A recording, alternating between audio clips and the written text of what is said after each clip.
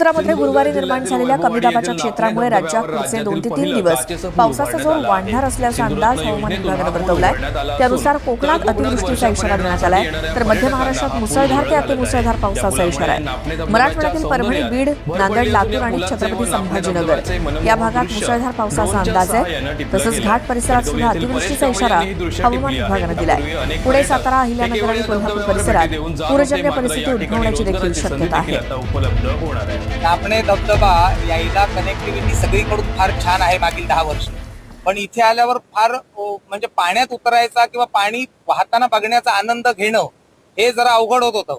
पण महाराष्ट्रातला पहिलाच आणि तो सुद्धा काचेचा पूल नापण्या धबधब्यावर झालेला ही सगळ्या तालुक्यासाठी फारच भूषणावह गोष्ट आहे। आणि आता बघतोय आम्ही तर फारच सुंदर व्यवस्था केलेली आहे आणि अत्यंत नयनरम्य असा दृश्य इथून दिसतंय। आणि हा एकमेव असा धबधबा आता सिंधुदुर्गात